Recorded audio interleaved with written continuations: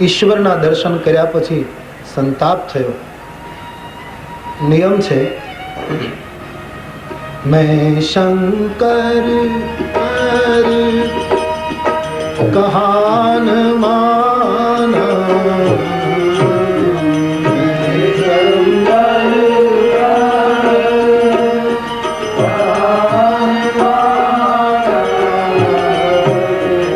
मैं शंकर कर कहान माना, मैं शंकर कर कहान माना, निज अज्ञान राम पर मैं शंकर कर कहान माना, कहान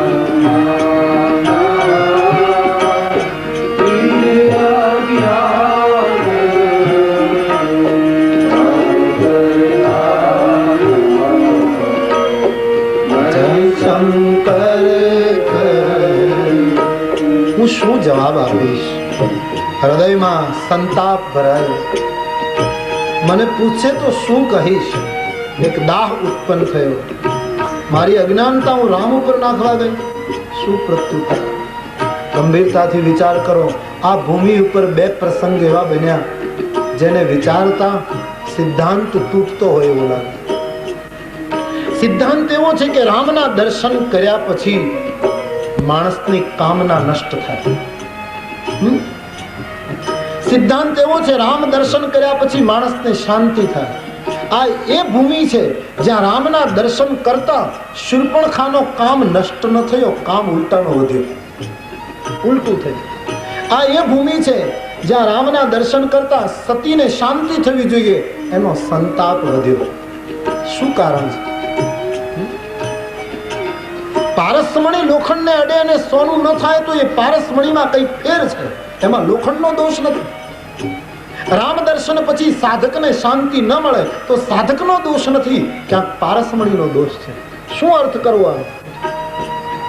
मुझे एक जिज्ञासु ने पूछा था कि पुरुषार्थ करता करता लक्ष्य प्राप्त થઈ જાય, લક્ષ્ય પ્રાપ્ત થાય છતાં પણ શાંતિ ન મળે તો શું સમજવું? ઘણી વખત માણસ એમ નક્કી કરે કે 5 લાખ રૂપિયા કમાઈ લેવા છે. તમે ચિંતન કરજો, અને તમે 5 લાખ કમાઈ લીધા પછી પણ તમને શાંતિ ન મળે. લક્ષ્ય મળી ગયું, મંજિલ મળી ગઈ, ધારણા ફળી, નિશાન લાગી ગયું, 5 લાખ ઉપર તમને મળી ગયા, છતાંય તમને શાંતિ ન મળે. લક્ષ્ય મળ્યા છતાં ધ્યેય પ્રાપ્ત થયા પછી શાંતિ ન મળે તો શું સમજવું? એનો એક જ જવાબ લાગે કે સાધના પુરુષાર્થ કરતા કરતા ધ્યેયની પ્રાપ્તિ થાય છતાંય શાંતિ ન મળે તો સમજવાનું ધ્યેય પ્રાપ્તિનું સાધન ગલત હતું. જે માણસને ધ્યેય પ્રાપ્તિનું સાધન ખોટું હશે એ ધ્યેય મળ્યા પછી પણ અશાંત રહેશે. રામ દર્શન પછી શાંતિ મળવી જોઈએ, પણ સતીનો માર્ગ ગલત હતો. જે રીતે ગયા એ સાધન ખોટું. શૂર્પણખાને રામ મળ્યા પછી કામના જવી જોઈએ. રામ મળ્યા પણ ખરા, છતાંય કામ ન ગયો, કારણ કે સાધન ગલત હતું, અસત્યનો માર્ગ લીધો હતો. તો ધ્યેય પ્રાપ્તિ પછી પણ શાંતિ ન મળે તો સમજો સાધનમાં ક્યાંક ગરબડ છે.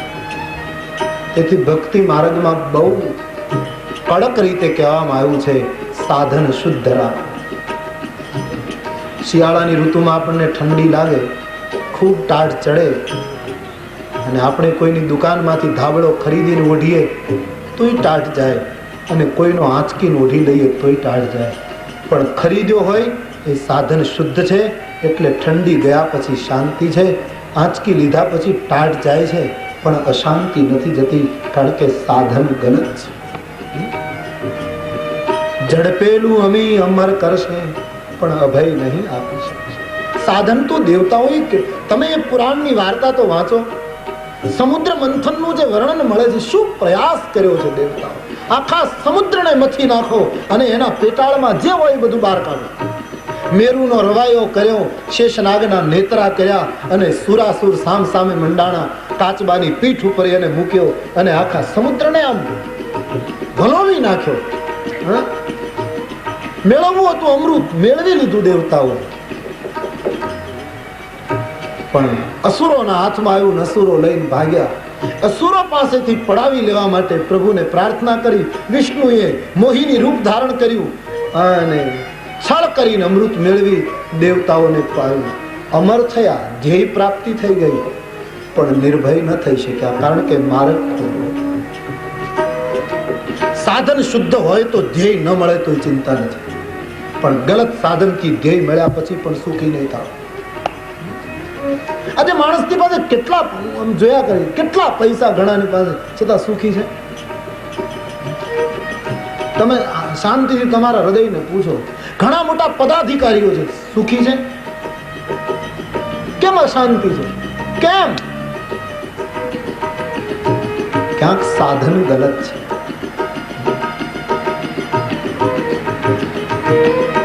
દાંતણ કાપનારો ગામડાનો રોટલાના બટકા ઉઘરાવી ઉઘરાવી પેટ ભરનારો વાઘરી સુખી છે.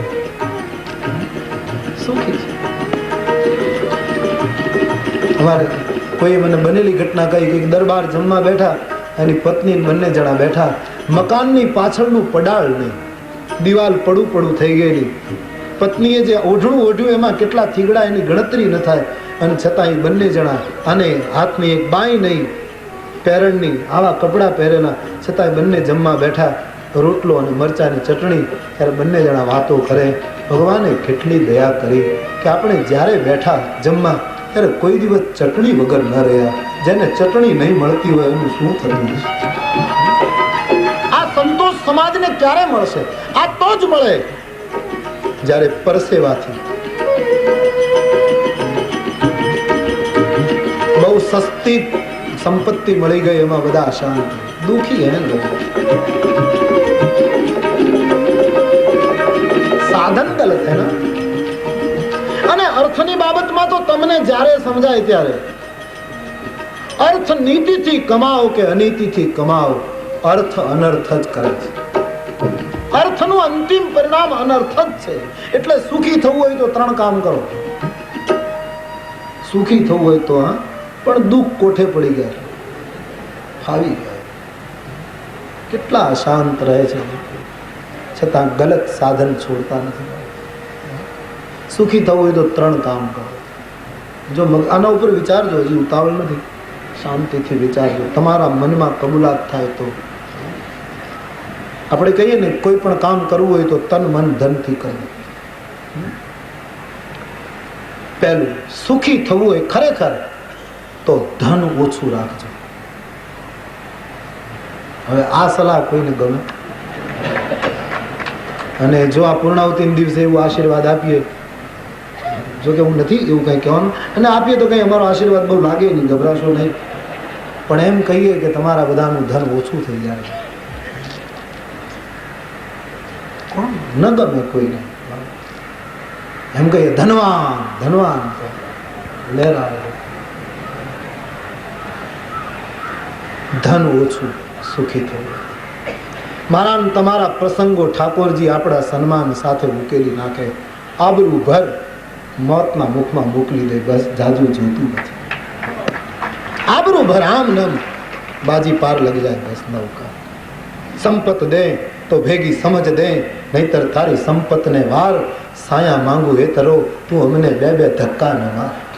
એક તો સંપત્તિ ને પાછી અણસમજ, આ 2 થપાટ ન માર. એક તો સંપત્તિની થપાટ, બીજી અણસમજ અને મૂઢતાની થપાટ. તારે સંપત્તિ આપવી હોય તો અમને સમજણ આપજે, કાંઈક કક્ષા આપજે, એમને ના આપીશ.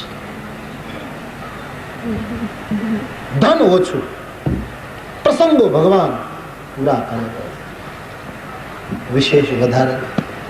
જે વસ્તુ વધે છે એ અશાંતિ ઊભી કરે. ગામડાઓ સુખી છે, વસ્તી ઓછી, મહાનગરો દુઃખી. કોઈ પણ વસ્તુમાં જ્યાં જ્યાં વધારો થાય, ગંગા પ્યાલામાં લઈને લો ત્યારે કેટલી, લોટીમાં જેટલી એને આપણે આદર આપીએ છીએ એટલા ગંગાને કિનારે ઓછું. લૂંટીમાં જેટલું જોઈએ એટલું છે, એના કરતાં બાલદીમાં એ વધારે ચંચલ છે, એના કરતાં ટીપમાં ભરો તો વધારે, એના કરતાં જ્યાં વહે છે ત્યાં વધારે, અને સાગરમાં મળે છે. ગંગા પવિત્ર હોવા છતાંય એની માત્રા જ્યારે વધી છે ત્યારે એનામાં અશાંતિ ઊભી થઈ. એમ ધન ઓછું. ભગવાનને પ્રાર્થના કરજો કે અમારું વધારાનું ધન લઈ લે.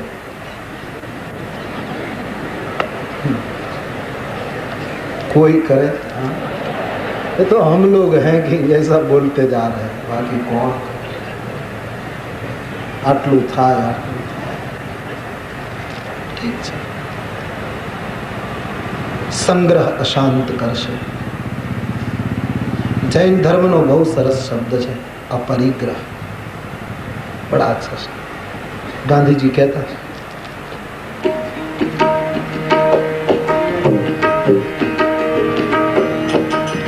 સત્ય અહિંસા ચોરી ન કરવી વણજો તું નવ સંઘરવું બ્રહ્મચર્ય ને જાતે મહેનત કોઈ અડે ના અભડા સત્ય અહિંસા ચોરી ન કરવી વણજો તું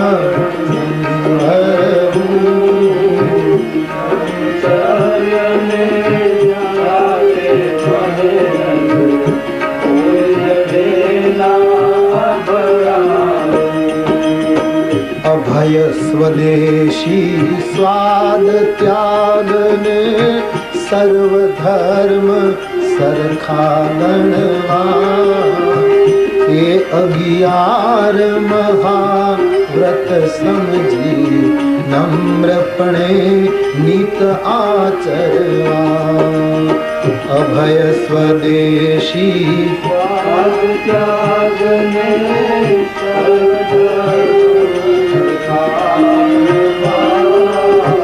તે 11 મહાવ્રત સમજી નમ્રપણે નિત આચરવા સત્ય અહિંસા ચોરી ન કરવી વણજો તું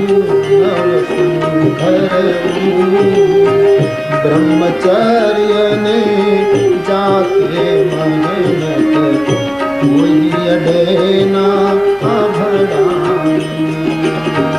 सत्य कितने मूल्यवान शब्द हैं.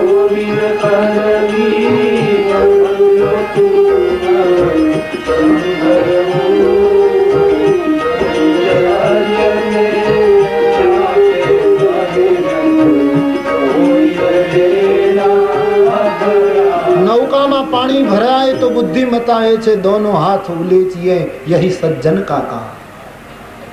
સંગ્રહ ધન ઓછું બસ સુખી થવા માટે. પછી તન મધ્યમ સુખી થવું. શરીર સુકવી પણ ન નાખો. શરીરને બહુ રૂષ્ટપુષ્ટ પણ, શરીરને બહુ ભોગ આપી, બહુ સુખ આપી અને શરીરને બહુ પુષ્ટ ન કરો. તમે સુખી નહીં રહેશો. અતિ સુકવાનું પણ નહીં, અતિ પુષ્ટ પણ નહીં. જેનું શરીર અતિ સ્થૂળ થાય છે દુઃખી છે, જેનું શરીર અતિ સુકાઈ જાય છે દુઃખી છે. શરીર મધ્યમ, ધન ઓછું, તન મધ્યમ, સુખી થવા. અને ત્રીજું મન મોટું. ધન ઓછું, તન મધ્યમ, મન મોટું. મનને એટલું મોટું બનાવો કે કૃષ્ણને ફરિયાદ કરવાની ઈચ્છા થાય કે તે દુનિયા નાની બનાવી. અમારા મનમાં એટલી કરુણા ભરી છે કે આ જગત અમને નાનું પડે, આ વિશ્વ ટૂંકું પડે, એટલું મન મોટું. અને છે વ્યવસ્થા મન મોટું. શું મહાત્માઓએ મન મોટા કર્યા. અને આપણે બધું ઉલટું કરી નાખ્યું, બધું ઉલટું કર્યું. મન ટૂંકું. કેટલા નાના મનવાળા જીવે છે, દયા આવે છે. કેટલા નાના મન, કેટલા ટૂંકા મન. નથી લાગતું? દેખના માણસના મન બહુ ટૂંકા થાય, બહુ નાના મન.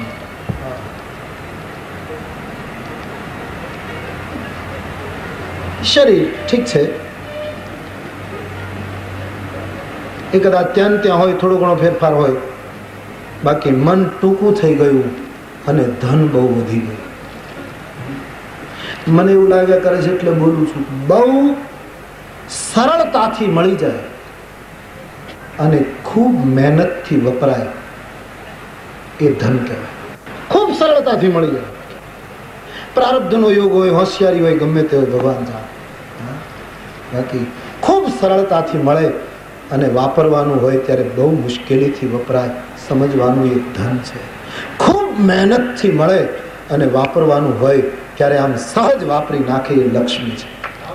તેથી ભારતને ધનવાન કરતા લક્ષ્મીવાનની બહુ જરૂર છે. ધનવાન વધે એના કરતા દેશમાં ભામાશા જેવા લક્ષ્મીવાન વધે. પૂરી મહેનતથી મળે અને જ્યારે વાપરે ત્યારે આમ આમ ખબર ન પડે. અમારે ગામડામાં દાખલો દેવાય કે પછેડીમાં 7-8 કાણા હોય, ગરીબ માણસ હોય, પોતાના ગામમાં દળવાની ઘંટી ન હોય, 3 માઇલ દૂર ગામડું હોય, ખેતરોમાં નાની નાની કેડી, ટૂંકો રસ્તો હોય, ખેતરોમાં જઈને જવાતું હોય અને જુવાર દળાવવા જતો હોય ત્યારે એને ખબર ન હોય, ઉતાવળે હલકારાની જેમ ઉપડ્યો હોય કે સાંજના ટાણે છોકરાઓને રોટલા ઘડીને આમાંથી ખવડાવવાના છે અને જતો હોય એ જુવારની પોટલી ખભા ઉપર હોય અને એને ખબર ન પડે એમ એ પછેડીના કાણામાંથી જુવારના દાણા કોઈના ખેતરમાં પડે અને વરસાદ થાય પછી ઉગી નીકળે, ખબર ન પડી જાય એમ પડે. ખબર ન પડે કેમ વવાઈ ગયું, એટલી સરળતાથી છૂટે. સમજવાનું લક્ષ્ય. એટલે ધનની આલોચના નથી કરતો. જેને ભગવાને ધન આપ્યું છે પ્રભુ એને સમજ આપે. પણ સુખી થવા માટે તમે વિચારજો. આમ તો જાણે બધા સમજે છે પણ મમતા નથી મુકાતી.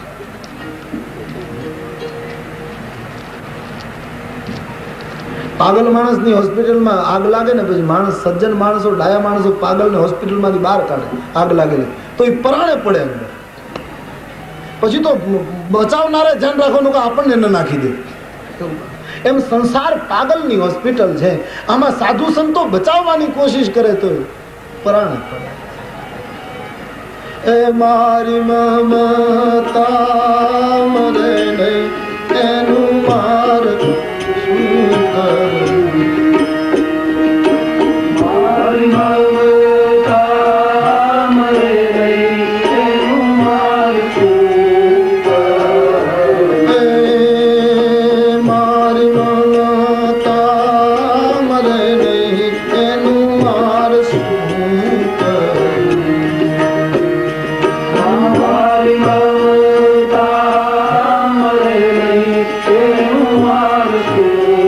કરું. ગુરુ મારા પકડો ને માયની મમતા મરે નહીં એનું માર શું કરું. ગુરુ મારા પકડો ને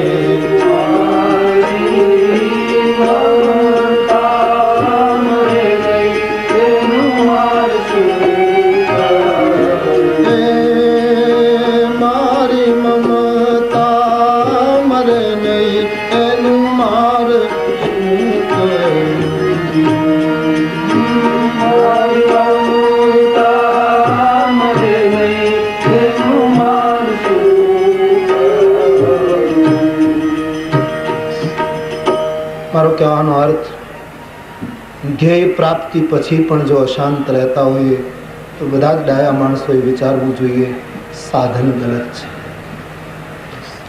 અશાંત રાખશે. સતી રામને મેળવવા છતાં પણ શાંતિ ન મેળવી શક્યા કારણ કે રસ્તો ખોટો લીધેલો. શૂર્પણખા રામને મેળવ્યા પછી પણ એની કામના ગઈ નહીં કારણ કે પદ્ધતિ ખોટી હતી. તો સતી ભગવાન શિવ પાસે સંતાપ લઈને આવ્યા. શું કરું, શું જવાબ આપું? ભગવાન શંકરે હસતા હસતા સતીને પૂછ્યું, દેવી કુશળ છો ને? કઈ રીતે પરીક્ષા કરી, મને જવાબ આપ. ભગવાન શંકરને પ્રશ્ન કર્યો છે, સાચું કહેજો કઈ રીતે પરીક્ષા કરી? અને સતી જવાબ આપ, કछु ન પરીક્ષા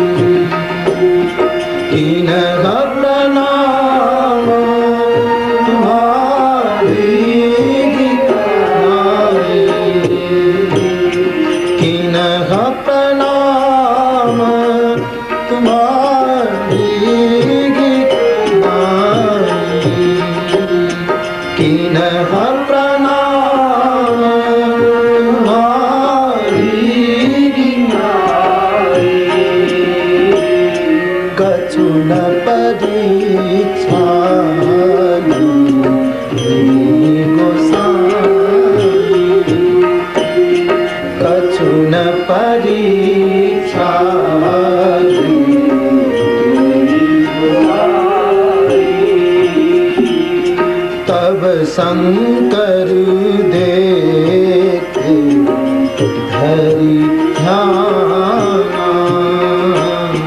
तब शंकर देखे धरि ध्यान। सती कीन चरित सब जाना,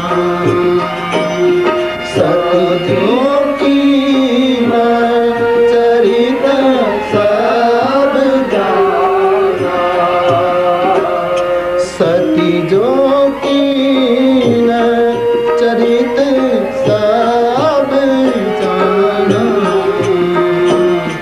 सती जो कीन चरित सब जाना। कछु न परीक्षा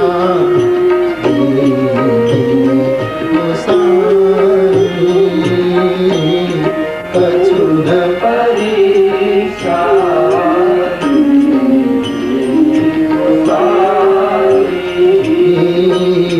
किन्ह प्रणाम तुम्हारे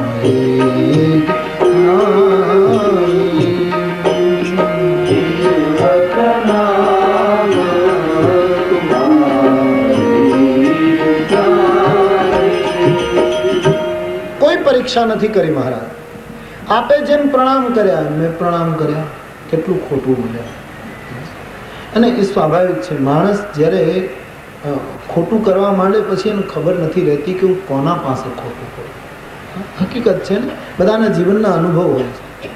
નહીતર આ સતીને એટલો વિવેક નહીં રહ્યો હોય કે મારા પતિ ત્રિભુવન ગુરુ છે, સાક્ષાત અખંડાનંદ ઈશ્વર, આના આગળ હું ખોટું બોલીશ તો ક્યાં સુધી છૂપું રહી શકે. પણ અસત્યના આચરણ કરનારને ખ્યાલ રહેતો જ નથી કે કોના આગળ આમ કરું છું. પોતાના પતિની આગળ અસત્ય નિવેદન કર્યું, કોઈ પરીક્ષા નથી. ભગવાન શંકરજીને શંકા પડી, આંખો બંધ કરીને જોયું ધ્યાનમાં તો સતીએ જે કંઈ કર્યું હતું એ બધું દેખાયું. શિવજીને ગમ્યું નહીં, મારા પત્નીએ સીતાનો વેશ લીધો, સીતા તો મારી માં છે, હવે આની સાથે હું કેમ સંબંધ રાખીશ. ભક્તિને નિભાવવા માટે કેટલા કડક નિર્ણયો ઊભા કર્યા છે. મનમાં મનમાં વિચાર કરે, અબજો કરો સતી સન પ્રીતિ, મિટે ભક્તિ પથ હોય અનીતિ.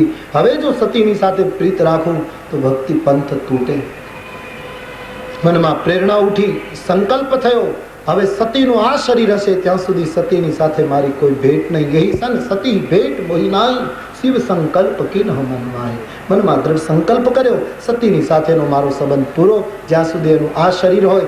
જ્યાં સંકલ્પ કર્યો આકાશમાંથી આકાશવાણી થઈ, જય જયકાર થયો. શિવજી ધન્ય હો, તમારા સિવાય ભક્તિને આટલી ઊંચાઈ કોણ આપે. તમે સતીનો આવી રીતે નિર્ણય કર્યો. સતીને શંકા પડી, ભગવાન શિવજીને પૂછ્યું, મહારાજ આપે શું નિર્ણય કર્યો. શિવજીને થયું, હું કહીશ કે મેં તમારો ત્યાગ કર્યો તો દુઃખી થશે, મારે કહેવું નથી, વર્તનથી બતાવી દઈશ. આમ રસ્તામાં વિવિધ ઇતિહાસની કથા કહેતા કહેતા શિવજી કૈલાસ પહોંચ્યા.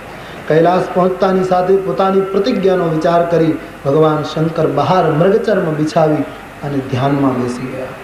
સતી શિવના વર્તનથી સમજી ગયા, મારો ત્યાગ થઈ ચૂક્યો. કપટ આવ્યું એટલે છૂટું પડવું પડે છે, એ સિદ્ધાંત અહીંયા બતાવ્યો. ઘણા વર્ષો વીતે છે. સતી એકલા એકલા ખૂબ દુઃખી થયા. પરમાત્માને પ્રાર્થના કરે, કાં દેહ નષ્ટ થાય અને કાં શિવ સાથે સમાધાન કરાવી લો. આમ ઘણો સમય વીત્યો. બાબાજી લખે છે, ઘણો કાળ વીત્યો. બીતે સંવંત સહસ્ર 87,000 વર્ષો વીતી ગયા. ભગવાન શંકરે સમાધિ છોડી અને રામ રામ રટવા લાગ્યા. રામાયણ મળે છે, રામ રામ શિવ સુમિરન લાગે, જાને સતી જગત પર જાગે.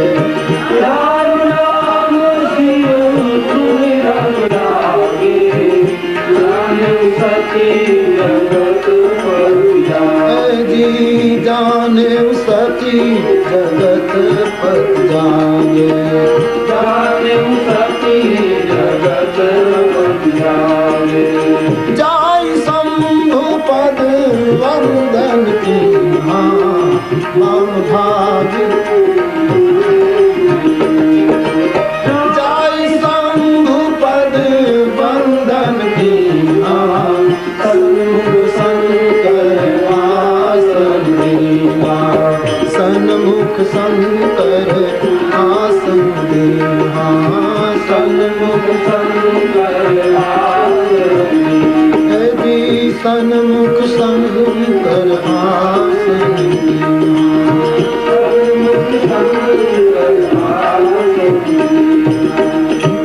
सत्यासी हजार वर्षनी समाधि भगवान शिवजीए छोड़ी राम राम रटवा लाग्या। सतीने थयुं जगतपति जाग्या એટલે નિકટ ગયા શિવજીએ સન્મુખ આસન આપ્યું। સતીના મનોભાવને જાણતા શિવજીને એમ લાગ્યું કે મેં ત્યાગ કર્યો એટલે દુઃખી છે, પણ હવે તો બીજું કંઈ થઈ શકે નહીં, લાવ કંઈક રસપ્રદ કથાઓ કહો। તેથી ભગવાન શિવજી સતીને રસપ્રદ કથાઓ સંભળાવવા લાગ્યા, જેથી કરીને એનું દુઃખ ભૂલાય। તો રસમય કથા શિવજી કહે છે, સતી કથા શ્રવણ કરે। અને બહુ સાચી વાત છે કે સુખ મેળવવું હોય તો દુઃખ નષ્ટ તો નહીં થાય, દુઃખને ભૂલવાની કોશિશ કરવાની, અને અહીંયા ભૂલવાની જ વ્યવસ્થા છે, મટવાની વ્યવસ્થા નથી એવું લાગે છે। મોટા મોટા સિદ્ધ સંતોએ પણ દુઃખો ભોગવ્યા છે, એના ઉપરથી સાબિત થાય છે કે દુઃખને જેટલું ભૂલી શકાય એટલું સુખ, બાકી મટશે નહીં, બધાએ ભોગવવું રહ્યું। તો કથામાં એક સરસ ઉપાય છે કે દુઃખ ભૂલાય છે, વિસ્મૃત થાય, અને તેથી સ્મૃતિ જેટલું વરદાન છે ભગવાનનું, એટલું જ મોટું વરદાન વિસ્મૃતિ છે કે માણસ ભૂલી શકે છે, એવી એનામાં ક્ષમતા છે। સતી કથામાં ભગવાન શિવજી અને રસપ્રદ કથા કહે છે, અને દેવતાઓ અને દક્ષની કથા તુલસીદાસજી લખે છે, પણ એ કથા કાલ ઉપર જઈ રહી છે। આપ સબ ઉઠેના 5 મિનિટ હરિનામ કીર્તન કરે।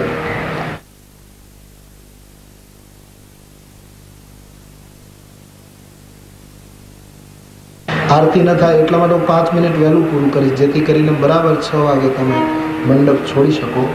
એટલે આરતી થાય ત્યાં સુધી કથાની મર્યાદા સાચવાની। પહેલે કીર્તન, બાદ મેં આરતી, આરતી સુધી બધા બેસે।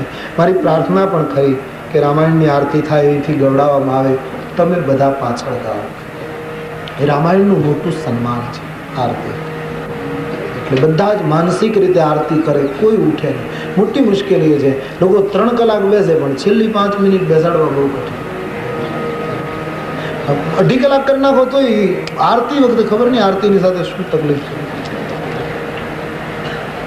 થોડી પંક્તિઓ ગવડાવશે પણ બધા બેસીને આરતી ગાય એવી મારી પ્રાર્થના। પણ એના પહેલા આइए कुछ मिनटों के लिए हरिनाम कीर्तन भाव और श्रद्धा के साथ प्रेम से गाइए। राधे राधे राधे श्याम से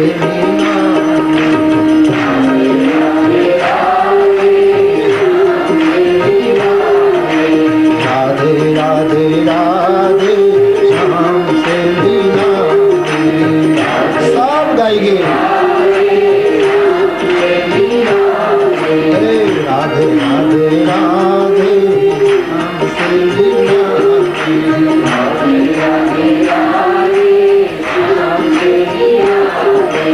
राधे राधे राधे श्याम से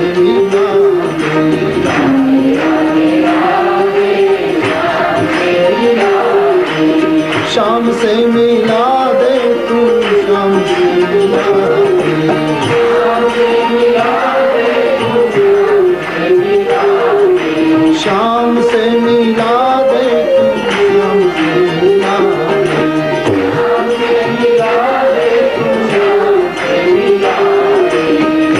राधे राधे हमसे मिला दे,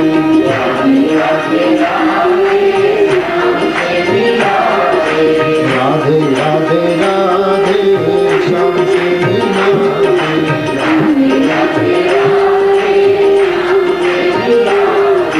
श्याम से मिला दे तू, श्याम से मिला दे। श्याम से मिला दे तू, श्याम से मिला दे।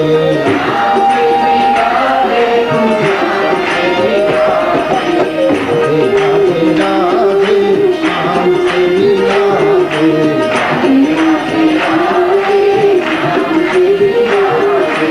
राधे राधे राधे श्याम से मिला दे, श्याम से मिला दे तू, श्याम से मिला दे, श्याम से मिला दे तू, श्याम से मिला दे,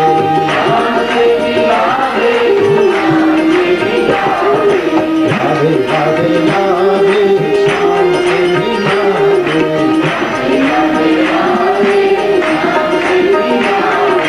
राधे राधे राधे श्याम से मिला दे,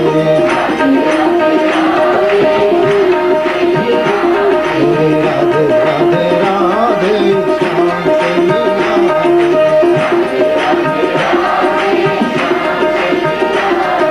श्याम से मिला दे तू, श्याम से मिला दे, सब गाइए, श्याम से मिला दे तू, श्याम से मिला दे,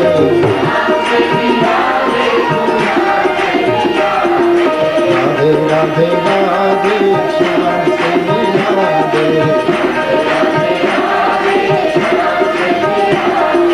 राधे राधे राधे श्याम से मिला दे, श्याम से मिला दे तू, श्याम से मिला दे, श्याम से मिला दे तू, श्याम से मिला दे, राधे राधे राधे श्याम से मिला दे, राधे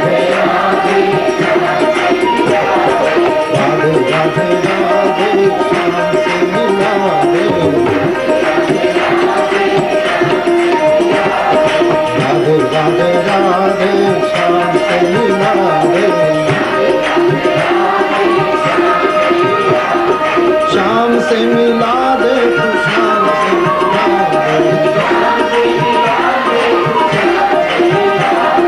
श्याम से मिला दे तू, श्याम से मिला दे, राधे राधे राधे श्याम से मिला दे, राधे राधे राधे श्याम से मिला दे, राधे राधे राधे श्याम से मिला दे, श्याम से मिला दे तू, श्याम से मिला दे, श्याम से मिला दे तू, श्याम से मिला दे, राधे राधे राधे श्याम से मिला दे, राधे राधे राधे श्याम से मिला दे, राधे राधे राधे श्याम से मिला दे, राधे राधे राधे श्याम से मिला दे, राधे राधे राधे राधे राधे श्याम से मिला दे, राधे राधे राधे श्याम से मिला दे,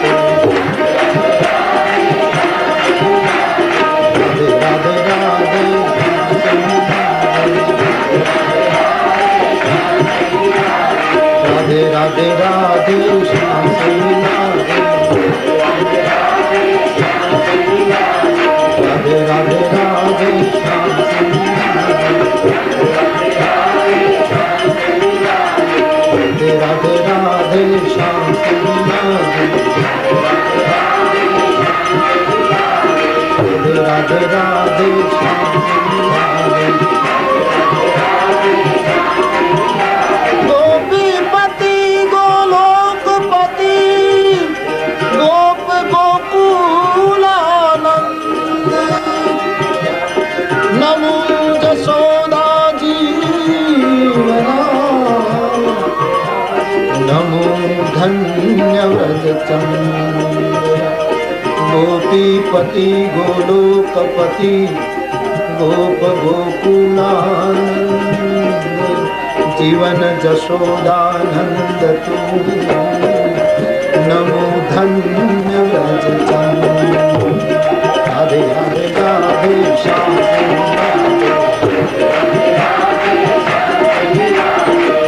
राधे राधे श्याम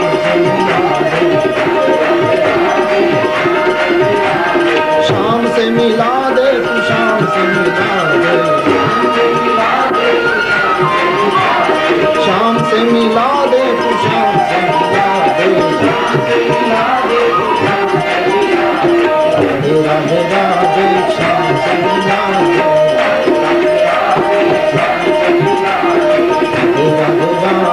शाम से मिला दे राधे राधे शाम से मिला दे राधे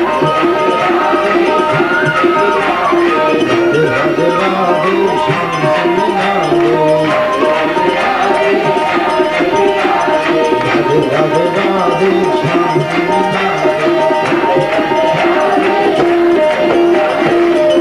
પરમાત્માના મંગલમય નામ સાથે પ્રવચન વિરામ લે છે, પણ જય જયકાર બોલાવ્યા પછી પણ શક્ય હોય ત્યાં સુધી આપ સબ બેઠે રહે, આરતી થાય ત્યાં સુધી અતિ આવશ્યક હોય તો જરૂર ઉઠો, બાકી બધા 2 मिनट ज़्यादा बैठे, इतनी नम्र प्रार्थना भाव और श्रद्धा के साथ बोलिए।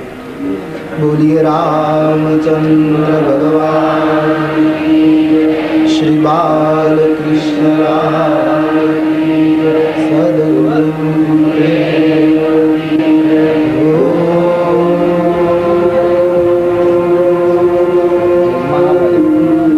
नमः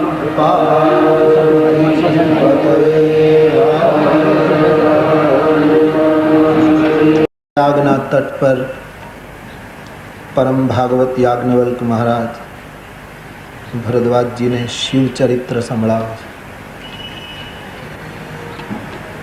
સતીએ કપટ કર્યું, ભગવાન શિવજીએ એમનો ત્યાગ કર્યો।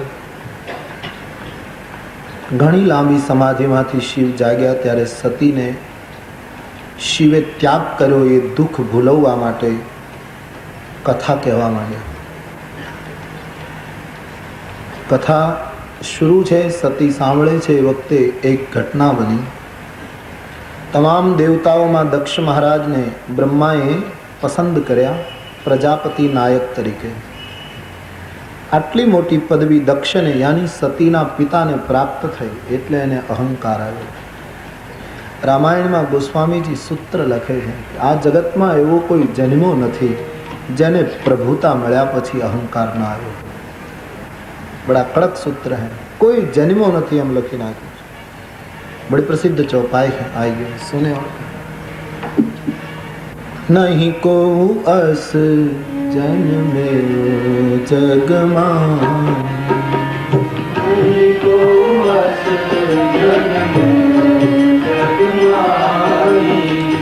नहीं को अस जन्मे जगमाही नहीं को अस जगमाही प्रभुता पाई जाहि मद नाही प्रभुता पाई जाहि मद नाही प्रभुता पाई जाहि मद नाही प्रभुता पाई जाहि मद नाही नहीं को यस जन्मे जग माही नहीं को यस जग माही नहीं को यस जन्मे जग माही नहीं को यस जग माही कोई जन्मो નથી એવો જેને પ્રભુતા મળ્યા પછી અહંકાર ના આવે। તો શું કોઈ અપવાદ નહીં આ સૃષ્ટિમાં કે પ્રભુતા મળવા પછી પણ અહંકાર ના આવ્યો હોય? તો ગોસ્વામીજી કહે હા, એકને ના આવે। કોને? જેને પહેલેથી સત્સંગ કર્યો। અહંકાર એને સતાવે જે સત્સંગથી વિમુખ છે, સત્પુરુષોથી વિમુખ છે, સત્યથી વિમુખ છે, જે બરાબર સત્યને, સત્પુરુષોને, સત્સંગને સમજે છે, એને સામાન્ય પ્રભુતા શું? રામાયણના અયોધ્યા કાંડમાં લખ્યું છે, ભરતન હોહીન રાજમદ વિધિ હરિહર પદ પાય. બ્રહ્મા, વિષ્ણુ અને મહેશની સત્તા ભરતને મળે તો પણ એને અહંકાર ન સતાવી શકે. જેના જીવનમાં પરમાત્મા બુનિયાદ હોય, પ્રભુ બુનિયાદ હોય, એને અહંકાર ના આવે. प्रभुता बुनियाद हो એને अहंकार આવે. जिसके जीवन की बुनियाद प्रभु है वहां अहंकार से बच जाते हैं साधक. जिसके जीवन की बुनियाद प्रभुता है गया. દક્ષને અહંકાર આવ્યો, મારી વરણી થઈ આટલા દેવતાઓમાં, અને તેથી ઘણા સમયથી એના મનમાં એક ખટકો હતો કે ક્યારે હું શિવનું અપમાન કરું. એકવાર બ્રહ્મસભામાં દક્ષનું આગમન થયું ત્યારે બધાએ સન્માન આપ્યું, પણ શિવજી ધ્યાનમાં એટલે એમને ખબર નહીં કોણ આવ્યું, એટલે ઊભા ન થયા. અને ત્યારથી એના મનમાં એક ખટકો હતો કે મારો જમાઈ મને સન્માન ના આપે, મને સમય મળશે ત્યારે હું જોઈ લઈશ. એમાં આટલી મોટી પ્રભુતા મળી, બદલો લેવાની વૃત્તિ. માણસને ઈશ્વર કોઈ અવસર આપે ત્યારે બદલો લેવાની વૃત્તિ ન રાખવી જોઈએ, બલિદાન આપવું જોઈએ. સીધું માનવ દર્શન છે ને અહીંયા. દેવતાઓ પણ આમાંથી મુક્ત નહીં, માનવ બિચારો. જ્યારે જ્યારે માણસને સ્થાન મળ્યું છે, અવસર મળ્યો, ત્યારે કેમ બદલો લઉં એવી વૃત્તિ આવી છે. દક્ષને થયું યજ્ઞ કરવું, સાધન કેટલું પવિત્ર, હેતુ કેટલો મળી. મોટા યજ્ઞનું આયોજન કર્યું, તમામ દેવતાઓને નિમંત્રિત, પણ ત્રણને નિમંત્રણ નહીં, શિવને, બ્રહ્માને, વિષ્ણુ. કેટલી બુનિયાદી ભૂલ કરી. બ્રહ્મા એટલે વિધિ.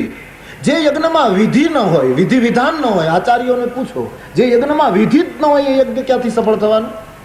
વિષ્ણુને ભારતીય શાસ્ત્રોએ યજ્ઞ પુરુષ કહ્યા છે. જે યજ્ઞમાં વિષ્ણુ જ નહીં, યજ્ઞનું સ્વરૂપ જ નહીં, અને જે યજ્ઞમાં શિવ નહીં, શિવ એટલે કલ્યાણ, જ્યાં પરમાર્થ અને માનવ કલ્યાણનો હેતુ ન હોય, જ્યાં વિધિ ન હોય, જ્યાં યજ્ઞની પૂર્ણ પ્રતિષ્ઠા ન હોય, એ યજ્ઞ એક ક્રિયા માત્ર બને, સફળ ન થાય. બહુ મોટા યજ્ઞનું આયોજન, 3 દેવતાઓને ન બોલાવ્યા, બાકી બધા દેવતાઓને નિમંત્રણ. તમામ દેવતાઓ વિમાનો લઈ લઈને નીકળ્યા છે દક્ષ યજ્ઞમાં જવા.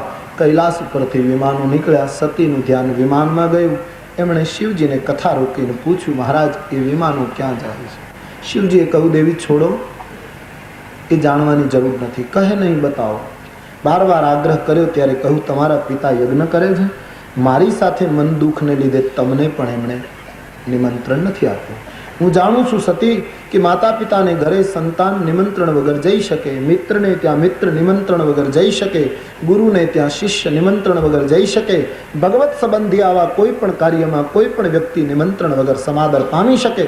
પણ તદપી વિરોધમાન જહ કોઈ તહા ગઈ કલ્યાણ ન હોય. છતાં આપણું આગમન અરુચિકર હોય સામી વ્યક્તિને તો ત્યાં જવાથી ફાયદો નથી. આપણું આગમન સામાને અરુચિકર લાગે ત્યાં જવું નહીં, અને આપણો જ્યાં ઉપયોગ ન હોય ત્યાં ડાયા માણસોએ રહેવું નહીં. જ્યાં આપણો કોઈ ઉપયોગ નથી વહાં મત રહેના, ठीक नहीं है. इसलिए साधु संत अपना काम पूरा होते ही बात खत्म कर देते हैं, चले जाते हैं. જ્યાં પોતાનો ઉપયોગ નથી ત્યાં નહીં રહો.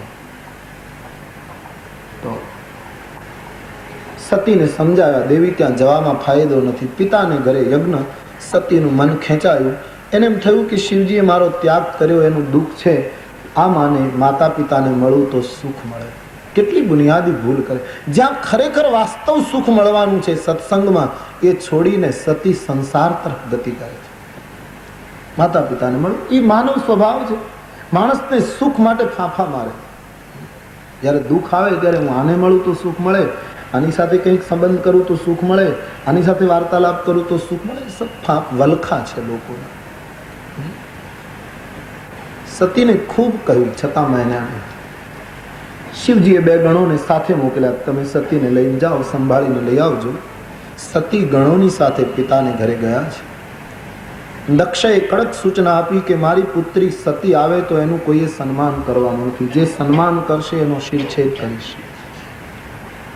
પરિણામ એ આવ્યું કે સતી જેને મળ્યા એ બધાએ અપમાન કર્યું, બહેનોએ વ્યંગ કર્યો, પિતા મુખ ફેરવી ગયા, દેવતાઓ પોતાની રીતે બોલવા લાગ્યા. જેને સતી મળ્યા એ બધાએ અપમાન કર્યું. માનસકાર કહે જેનો શિવ રૂઠે એના બધા રૂઠે. હકીકત છે. એક શિવ સધાય તો બધું સધાય, પરમાત્મા રૂઠે તો એને કોણ બોલાવે? બધા બદલ્યા છે. ગોસ્વામીજી એક વાત સારી કરી કે માતા પ્રેમથી મળી, માતૃત્વનો અહીં બચાવ કર્યો કે માં. બાકી અરણ્યકાંડમાં તો ગોસ્વામીજી કહે જ્યારે પૂર્ણપણે પરમાત્મા રૂઠે છે પછી તો માતા પણ મૃત્યુ બને છે, એવું અરણ્યકાંડમાં સૂત્ર છે. તુલસીદાસજી લખતે હૈ માતુ મૃત્યુ માતુ મૃત્યુ પિતુ સમાન સમાના માતુ મૃત્યુ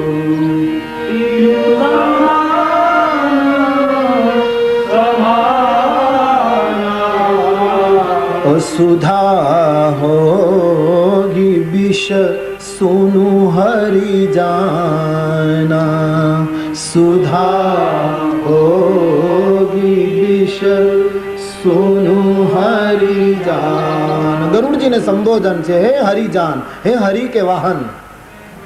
જેનો રામ રૂઠે, જેનો ઈશ્વર રૂઠે એને માતા મૃત્યુ બને, પિતુ સમન બને, એનું અમૃત વિષ બને. પણ અહીં એટલી રાહત છે કે માતાએ પૃથિવ્યામ પુત્રાસ્તે સંતિ સરલા પરમ તેષામ.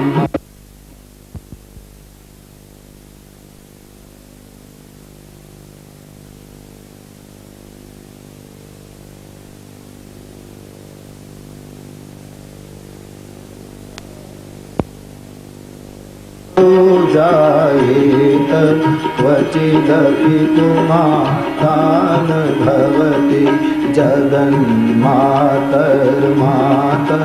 तव चरण सेवान रचिता नवादत्तं देवी द्रविणमपि भूयस्तव मया तथापि त्वं स्नेहं मयि निरुपमं यत्र पुरुषे कुपुत्रो जायेत.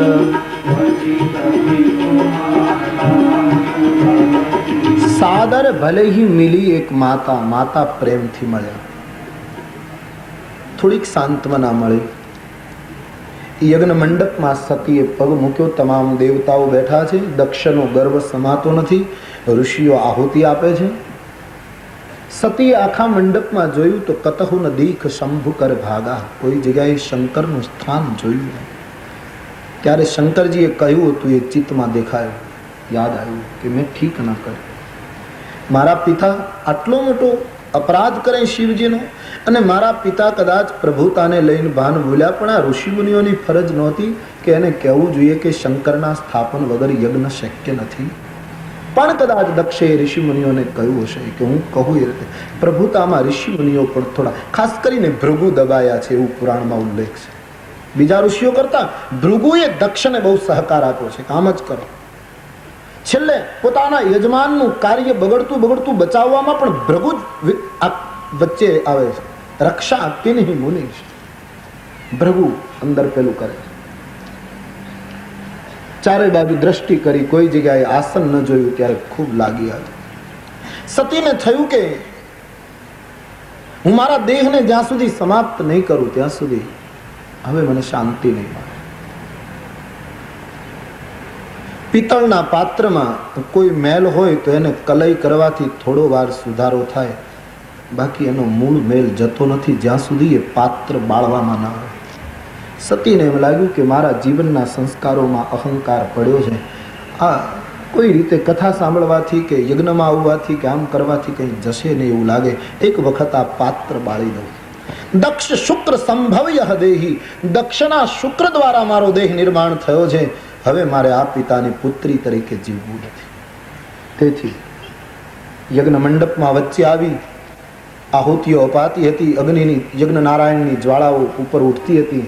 તમામ દેવતાઓને અને ઋષિઓને આક્રોશ ભરી વાણીમાં સંબોધન કર્યું. હે દેવતાઓ, હે ઋષિ મુનિઓ, કાન ખોલીને સાંભળી લો. આ સભા મંડપમાં જેમણે જેમણે શિવ અપમાન કર્યું, શિવ નિંદા કરી અને જેણે સાંભળી એ બધાને યોગ્ય ફળ મળશે. નિંદામાં બંને વાત છે, કરનારો દોષી છે, સાંભળનારો પણ એટલો જ દોષી છે. ઘણી વખત લોકો છૂટી જતા હોય છે કે અમે ક્યાં બોલ્યા હતા, અમે તો ખાલી ઊભા હતા, સાંભળતા હતા. સાંભળનાર પણ દોષી છે. ભારતીય માન્યતાઓ નિંદા કરનારો તો કદાચ નિંદા કરીને ખાલી પણ થાય છે, સાંભળનારો તો ઉલટાનો ભરાય છે, બીમારી છે. કારણ કે કાનથી અંદર નાખે છે. પેલો બોલનારો તો છૂટી પણ જાય કે એટલું એનું ઓછું થયું, ઉલટી થઈ ગઈ, કમ સે કમ તંદુરસ્તી હો सकती है आगे के जीवन में, પણ સુનને વાલા તો જ્યાદા ભરા જાતા. તેથી અહીં લખ્યું છે, જેણે નિંદા સાંભળી અને કરી બધાને યોગ્ય ફળ આપીશ, મેરે પિતા ભલે ભાંતિ એને પસ્તાવો થશે. આમ કહીને યોગ અગ્નિ પ્રજ્વલિત કર્યો. યજ્ઞમાં સતી બળીને ભસ્મ થયા છે. આખા મંડપમાં હાહાકાર થયો. શિવગણો યજ્ઞ તોડવા લાગ્યા. અહીં શિવજીને સમાચાર મળ્યા. એમણે જટા પછાડી વીરભદ્ર નામના ગણને ઉત્પન્ન કર્યો. વીરભદ્રએ આવીને રહ્યો સહો યજ્ઞ પહેલો કર્યો. પ્રભુએ જેટલું બચાવાય એટલું બચાવ્યું. દક્ષની દુર્ગતિથી આટલો વિરાટ યજ્ઞ કરવા છતાં દુર્ગતિ પ્રાપ્ત થઈ. સત્કાર્ય ગમે તેટલું મોટું હોય, સત્કાર્યથી ઘણી વખત સાવધાની ન રહે તો માણસનો અહંકાર વધે છે. અમે આટલું મોટું સત્કાર્ય કર્યું, અમે આટલું સત્કાર્યનો અહંકાર પણ નીકળી જાય. અથવા તો બીજો અર્થ એમ કરી શકાય કે સતી યજ્ઞમાં આવ્યા પણ શિવ ન આવ્યા. એનો અર્થ આપણા કોઈ પણ નાના મોટા સત્કાર્યમાં ભાંગી ત્રુટી શ્રદ્ધા આવે પણ જ્યાં સુધી વિશ્વાસ ના આવે ત્યાં સુધી યજ્ઞો સફળ થતા નથી. કદાચ ભાંગી તૂટી ત્યજાયેલી સ્વીકારાયેલી શક્તિ આવી જાય, શ્રદ્ધા આવી જાય, પણ વિશ્વાસનું પદાર્પણ ન થાય ત્યાં સુધી યજ્ઞો સફળ થતા. જીવન યજ્ઞમાં પણ આવું જ છે. વિશ્વાસની બહુ જરૂર છે. એટલે વિવેકાનંદજી કી ઘોષણા થઈ, વિશ્વાસ જીવન છે. વિશ્વાસ જીવનનું બીજું નામ બતાવ્યું વિવેકાનંદજીએ.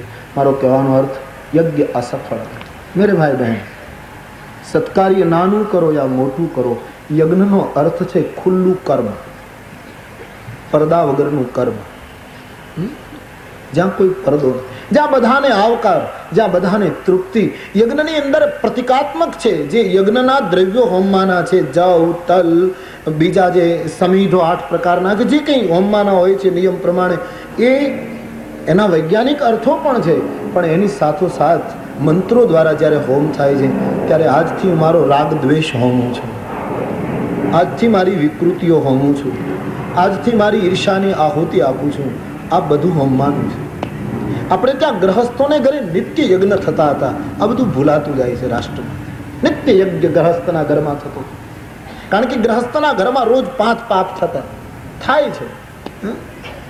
દળવામાં, વાળવામાં, રસોઈ કરવામાં, એ જે 5 પાપો નિત્ય ગ્રહસ્થને ઘરે પાપ થાય એના નિવારણ માટે નિત્ય યજ્ઞ ગ્રહસ્થના ઘરમાં થતો. એ પ્રતીક હતું. અમે બધું હોમીએ છીએ, અમારી વૃત્તિઓનું દહન થાય. આ ભૂલાયું છે. કેવલ દ્રવ્યો હોમમાં એનું પરિણામ તો છે, એના દ્વારા વરસાદ થાય છે, યજ્ઞ દ્વારા. પણ એની સાથોસાથ આ બધું હોમવાનું રહ્યું. ઘણી વખત તો એવું લાગે છે કે સત્કાર્યો પછી, યજ્ઞો પછી માણસ બગડે છે, એવું લાગે. માણસ ઉલટાનો વિકૃત બને છે, એનું કંઈક જુદું રૂપ બને છે. કારણ કે એમણે દ્રવ્યો બરાબર હોમ્યા પણ જે ખરેખર હોમ કરવાનો હતો એ ન હોમ, અને મુશ્કેલીમાં મુકાય. તેથી સાબુથી કપડાં ધોવાથી મેલ જાય પણ પાછો સાબુ અંદર ન રહી જવો જોઈએ, એનું ધ્યાન રાખવું જોઈએ. સાબુ નીચોવીને કાઢી નાખવું જોઈએ, નહીતર કપડાં ધોવાનો કોઈ અર્થ નથી. સત્કાર્યથી જીવન શુદ્ધિ થાય પણ પાછી જીવન શુદ્ધિ મેં કરી એનો અહંકાર ઉત્પન્ન થાય, એ નીચોવવું પડે છે. દક્ષનો યજ્ઞ સફળ નથી થતો. સતી બળી ગયા પણ યજ્ઞમાં બળતી વખતે સતીએ ભાવ કરેલો કે મને જ્યાં જ્યાં જન્મ મળે ત્યાં મને શિવ પદમાં અનુરાગ પ્રાપ્ત થાય, મને સ્ત્રીનું રૂપ જ પ્રાપ્ત થાય, આવો ભાવ વ્યક્ત કર્યો છે. એટલા માટે ગોસ્વામીજીએ લખ્યું છે કે સતીનો બીજો જન્મ હિમાલયને ત્યાં પુત્રી તરીકે થયો. માનસકાર લખે છે, તે કારણ હિમગીરી ગૃહ જાય જન્મી પાર્વતી તન પાર